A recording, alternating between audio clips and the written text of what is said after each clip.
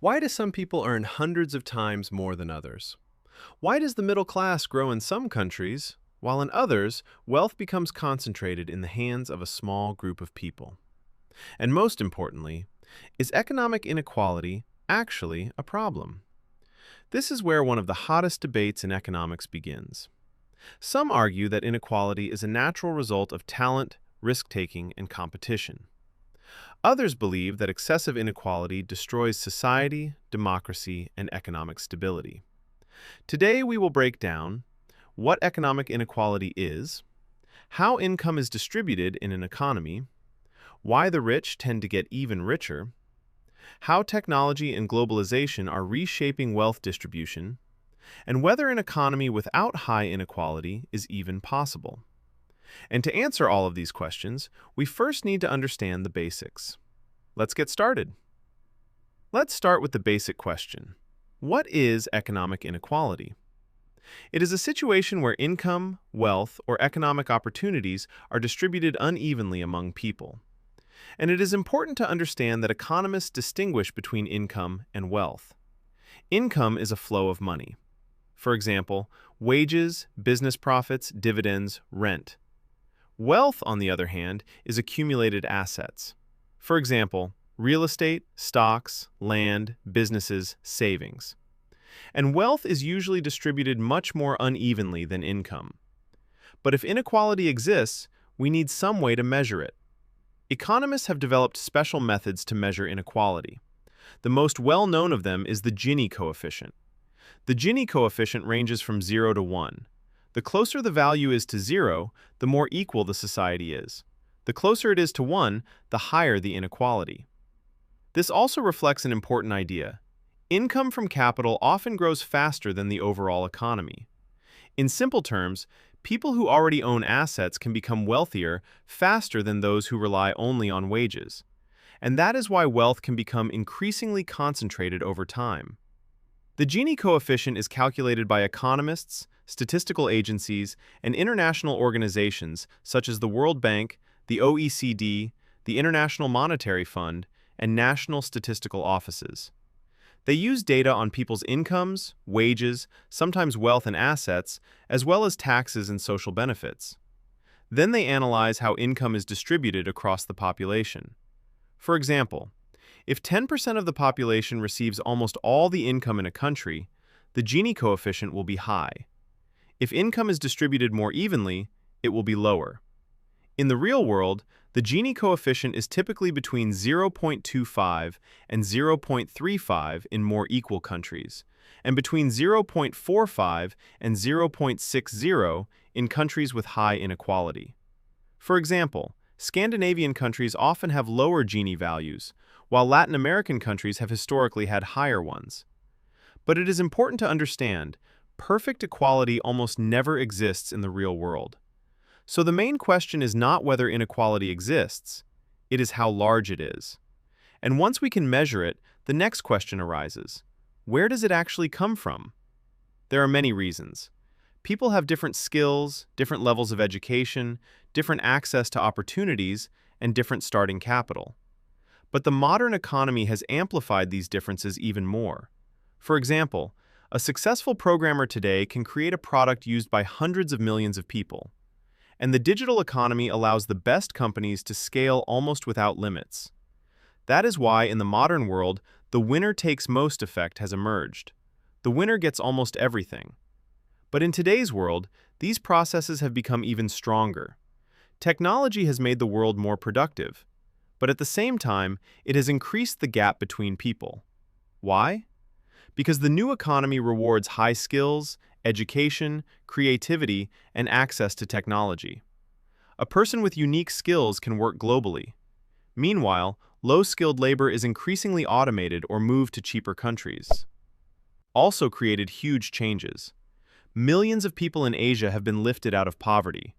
But in many developed countries, parts of the middle class have started losing stability. And this has become one of the drivers of modern political polarization. And here a very important question arises.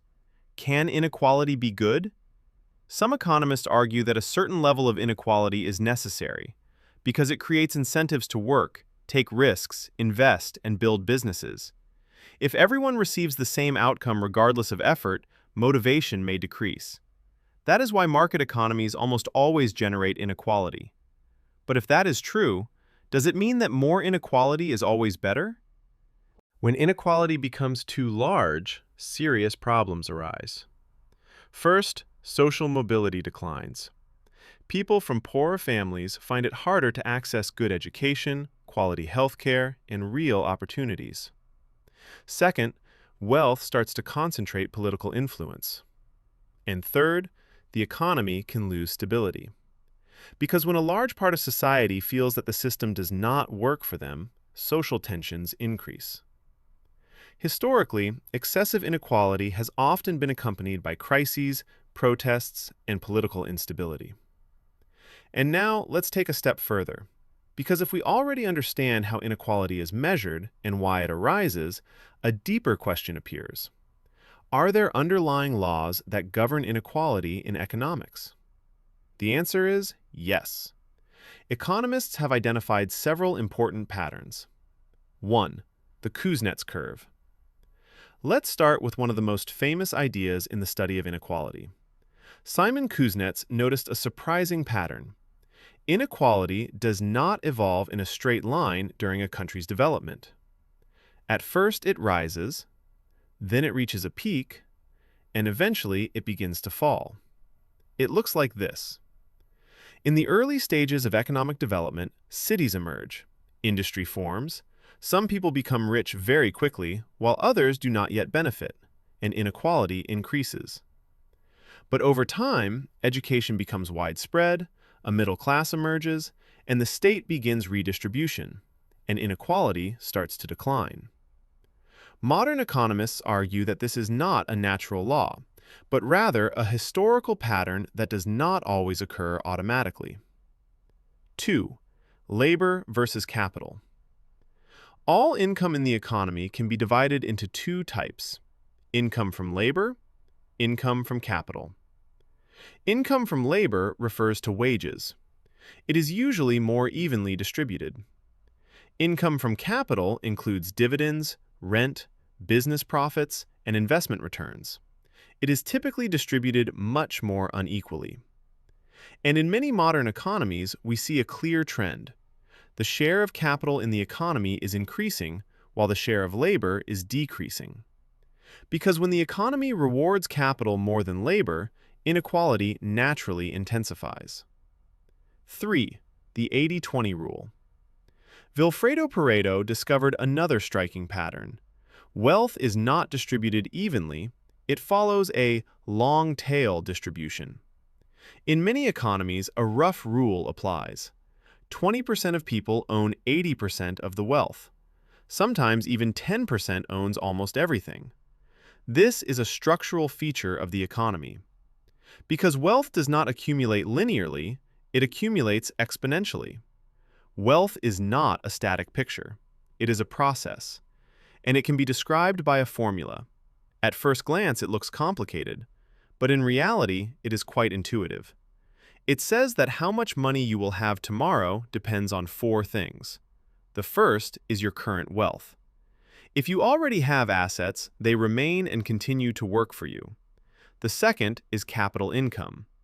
If you have investments, a business, or real estate, they generate returns. And these returns are added to your wealth. The third is your labor income.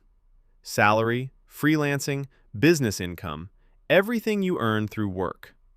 And the fourth is consumption. That is, the money you spend. It reduces your wealth. If you already have capital, it starts working for you. Your money begins to generate more money. As a result, wealth grows faster and faster. If, however, your main source of income is only a salary, then growth is much slower and depends on time and effort. In other words, wealth begins to compound itself. That is why, over time, the gap between those who own capital and those who do not can keep increasing. And if we combine all of these ideas, we get a very important conclusion. Inequality is not an accident or just a matter of policy. It is the result of deep economic dynamics. How do governments fight inequality? Governments use different tools. For example, progressive taxation, social programs, free education, healthcare, and minimum wages. In other words, markets create inequality while the state partially reduces it. But this creates a difficult balance. Too weak redistribution policies can increase poverty, but too strong ones can sometimes weaken incentives for investment and entrepreneurship. That is why economists still debate, where is the optimal point? Is full equality possible? History has shown that attempts to create completely equal societies have often ended in economic problems, because an economy needs incentives, competition, and rewards for taking risks. But history has also shown that excessive inequality can be dangerous. That is why most modern economies try to find a balance between efficiency, freedom, and social justice. And now a new question arises. What will happen to inequality in a world of artificial intelligence? Some economists believe that AI could dramatically increase productivity. But if most of the gains go to the owners of technology, inequality could grow even further, especially if automation replaces millions of jobs. And perhaps this will become one of the key economic issues of the 21st century. So, economic inequality is not just a difference in income. It is a question of opportunities, access to resources, education, power, and the future of society. A market economy creates enormous wealth, but at the same time, it can also create large gaps between people. And the main challenge of modern economics is to find balance. A balance between innovation, freedom, economic efficiency, and fairness. Because the question of inequality is not only an economic question, it is a question of what kind of society we will have in the future. If you enjoyed this lesson, support the channel with a like, a subscription, or a comment. In the next lesson, we will talk about macroeconomic indicators, what the economy measures and why it matters. And also, write in the comments, do you think artificial intelligence will increase economic inequality? Thank you for watching. See you in the next lesson.